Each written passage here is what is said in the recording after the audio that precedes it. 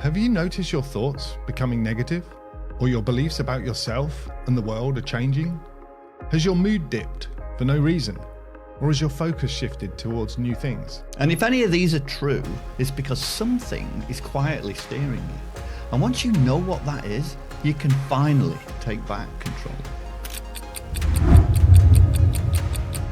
Welcome to the Middle-Aged and Miserable podcast. Yes, and please subscribe. And if you like this episode, because you got a little glimpse of it just then, please give us a like and a great review because it makes us feel great.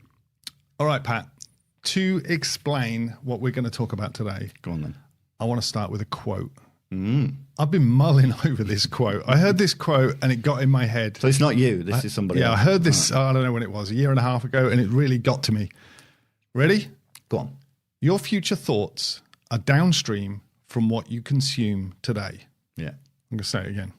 Your future thoughts are downstream from what you consume today. Yeah, love that. What you consume in this context, meaning the information you consume, your social media, your news feed, what your peer group tells you. What I tell you. What you tell me, what books you read, what videos you watch. Yeah.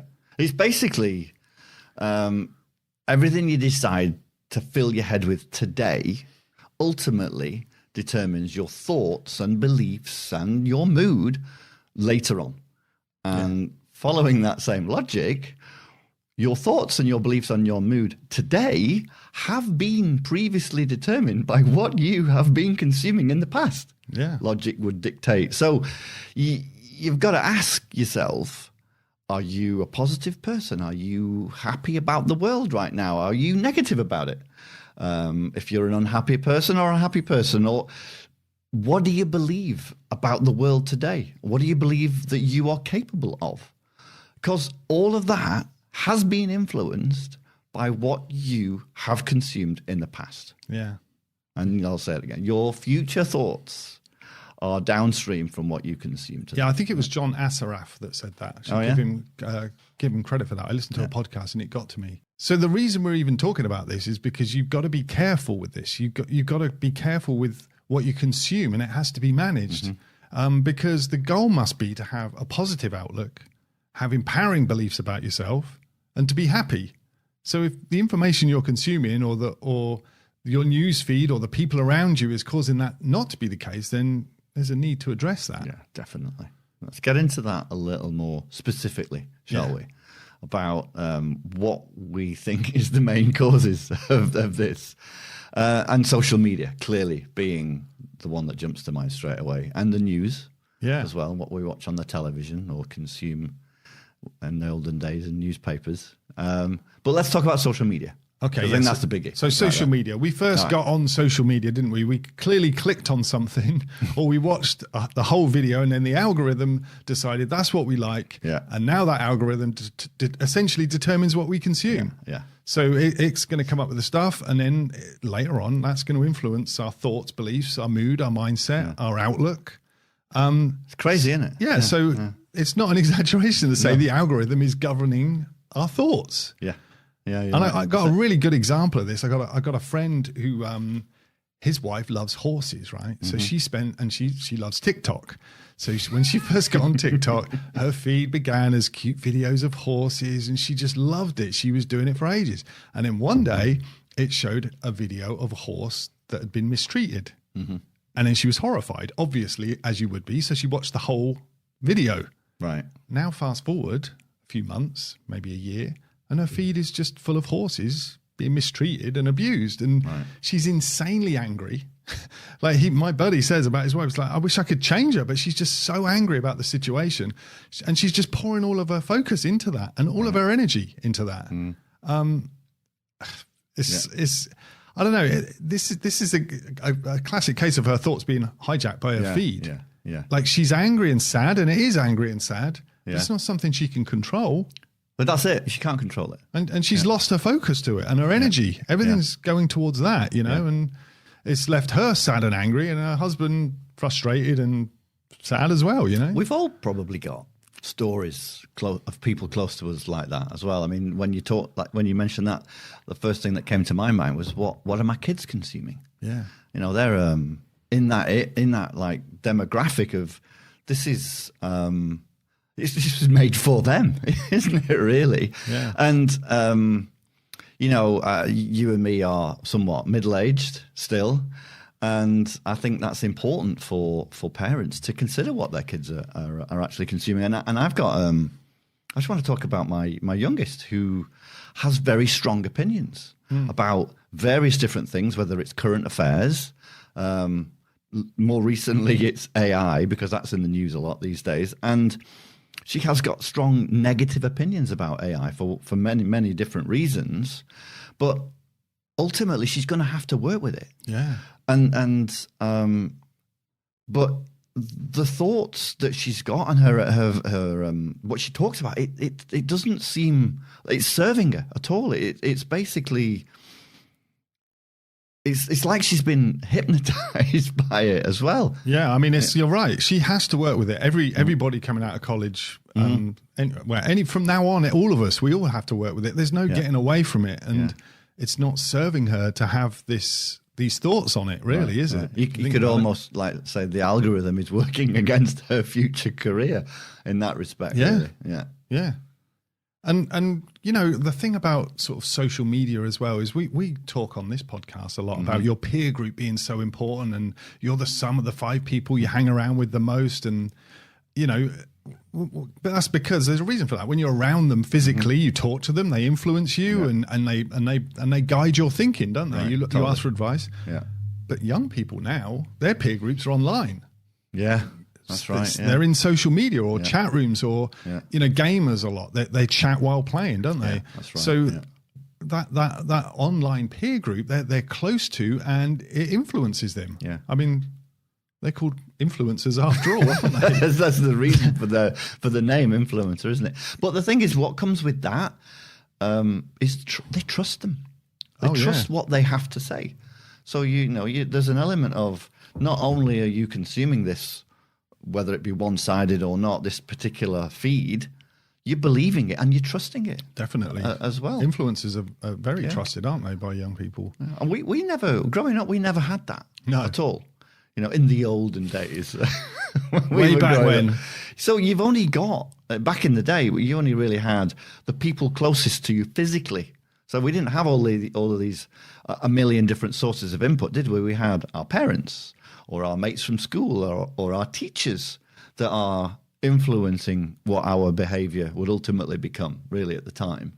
And now, you fast forward to today, the vast majority of advice and influence that our young people our kids are getting is from all over the place. It's this plethora of social media channels that they're all plugged into, like TikTok and their Instagram. Largely unknown to the parents. Exactly. Yeah. And that's the danger as well, really. Yeah. It's privately on their phones.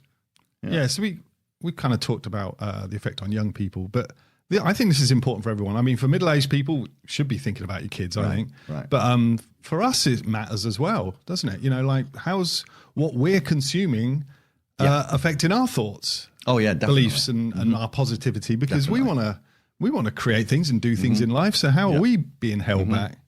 Yeah, we've talked a lot about social media, but we watch TV, and the news is on the TV as well. The news is on our telephones as well, I suppose. Yeah.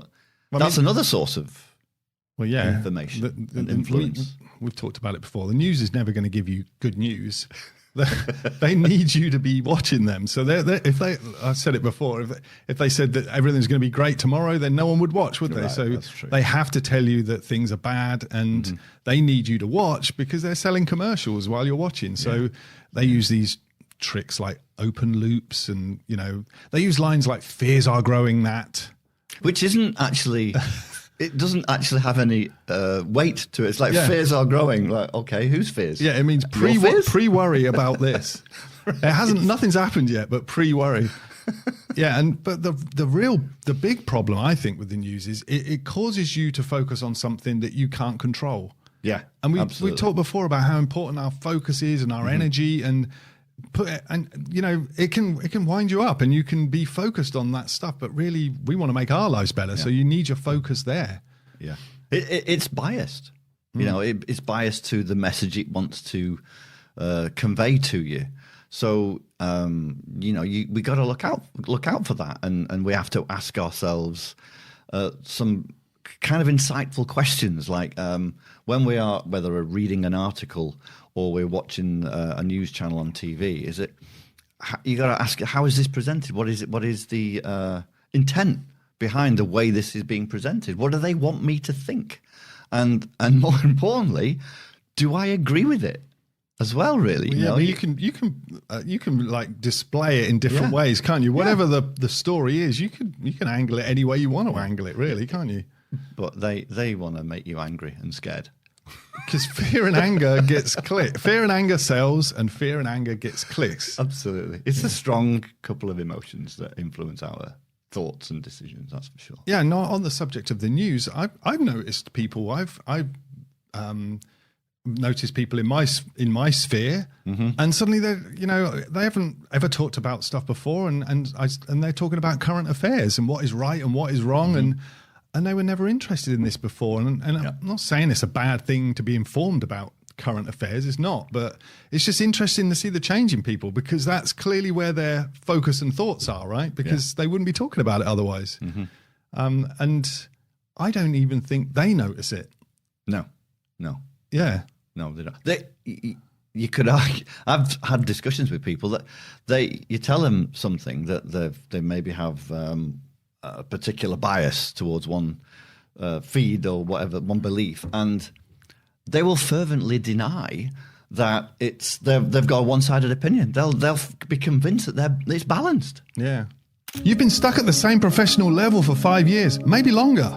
You want more success, more money, a better performing business, but somehow something keeps holding you back? What if that something is your unconscious programming? Because what we get in life is what we believe we deserve deep down in our unconscious. And here's the truth. You are where you are in life right now because that's where you believe you deserve to be. You can't outrun your beliefs. That is why so many people struggle for years, even decades, without making any real breakthroughs. We help middle-aged professionals like you. We can upgrade your mindset, upgrade the habits, and crucially, remove the unconscious limiting beliefs that are blocking your success. So you can finally step into the career, the wealth, and the freedom that you know that you're capable of. So ask yourself, what's it costing you not to change? Contact us at coaching@patandchris.com or reach out to us on Instagram. Act now and take back control of your life. Yeah, so anyway, we're just sort of making the point that your feed's got the power to completely change you and your thoughts.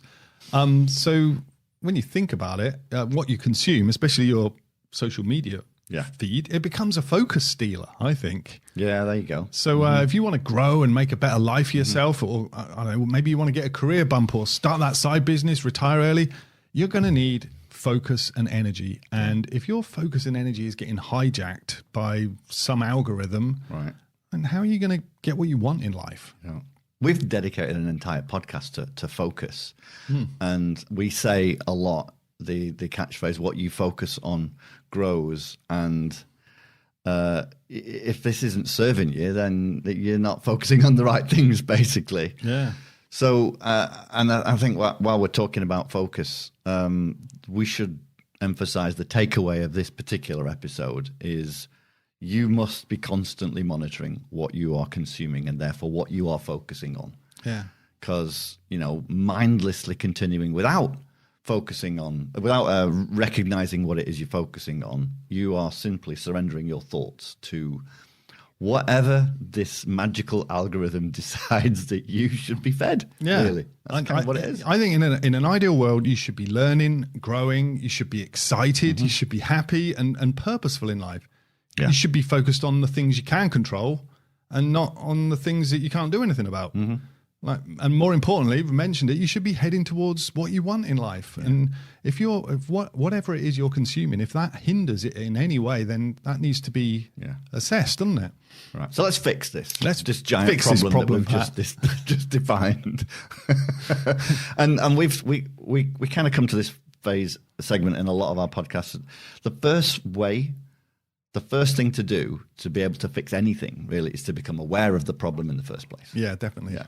So I think we should be focusing on what are the 5 top sources of information that we are taking in each day? So is that your social media platform that you happen to be spending like an hour on or half an hour on every day? What type of content is that actually feeding you? Yeah. And how much time are you spending consuming that kind of content as well? Yeah, it's a good idea as well to think about, like, how does it make you feel?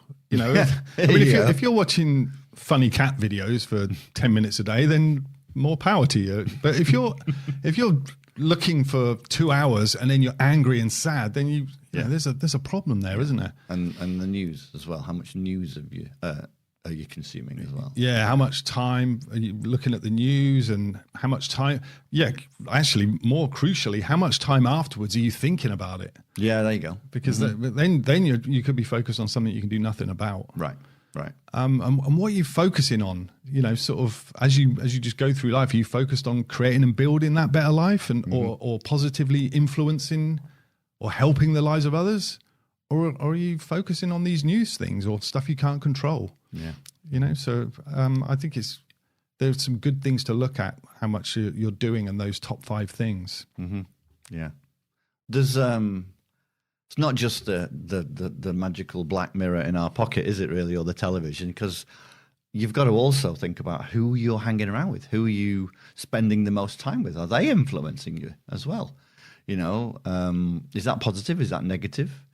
Do they take you closer or further from what you want in life? These are some fairly insightful questions that I don't think many of us are actually stopping to think about. We did an episode on that. We should do another one. It is so important who you're hanging around with, isn't it? Yeah, and deeply thinking about what you're consuming, and specifically how it is affecting you. How is it influencing you in life as well? I think we should call this an information consumption audit.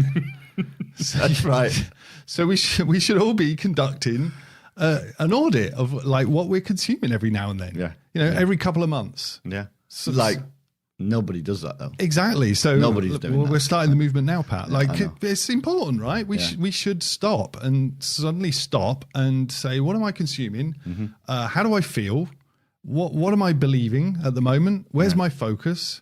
Am I moving towards my goals, or and is the content I'm consuming helping or hurting me? That's a good point, because, like I said, I don't even think I do that ever either. Like whether it's conscious or not. So, and I'm going to put a reminder on my phone, I think, because this is a damn good idea to stop every now and again, like once a month, for example. And do that, have that little audit, that little, what do you call it, self-consumption. Information consumption audit. Just have a little reminder on my phone. What are you consuming, Pat? Yeah. And I'm going to do that. I'm going to talk to my wife about this as well, because I think it's not just us that will benefit from this little self-audit as well, because we've got people that we love in our lives. And, you know, you could ask them how you have changed at all, or what are you consuming? What am I consuming that they've noticed about me? Am I happy? Am I sad? How have I been this past month? And that's a really good point. Yeah, we should be asking the people closest, because I see it in the people close to me. Yeah, we should do that. Yeah. Okay, so we've bashed social media a bit, haven't we? But all is not lost, because you can turn it around and make it work for you, can't you, Pat? You can absolutely be positively influenced by social media and others online. Definitely. Because now we've got like unparalleled free access to content out there that's absolute gold. Yeah. Never before have we had so much free content that's so good. Yeah. So you just got to make sure you're choosing the content and training your algorithm to give you more of that stuff rather than the negative one. Yeah. So you got to just like and watch through encouraging content. It gives you more of that. It's not always easy to do, but I find myself spending a little bit more time watching. You mentioned happy cat videos earlier on. Those are kind of funny a while, but what makes me laugh out loud, like kids falling over videos as well. So it's stupid and childish, but I don't know. It's some strangely uplifting. Hey, if it gives you a lift, it makes you happy. We've got as well. So we're in this fitness organization, F3, and they have this communication tool. It's like a Facebook kind of thing. It's called Slack. And People know Slack. Yeah, okay. But the community that's within F3 on Slack are all incredibly positive as well. So that is a really empowering community to be part of as well. And that kind of consumption, it kind of rubs off on you as well, doesn't it, really? There's fun banter going on as well as empowering things, and everybody's dead encouraging with each other as well. Yeah, it's good that you brought that up, because that is a classic case of social media being a positive thing. Yeah. Yeah, and that F3 Slack, like if it's sort of self-policing, because the culture is that it's only positive and empowering. Yeah, and if someone was to post something controversial or provocative or something on there, you'd get a DM, wouldn't you? Yeah, and someone would be like, "Oh, it happens. Hey, cut it out." It happens. Yeah. But it's self-policing. It's a positive place. Yeah, definitely. That's what I love about it. Yeah, podcasts are. I don't know. I have the only podcasts I've ever come across just in my browsing as well have always seemed to be empowering, positive type podcasts as well.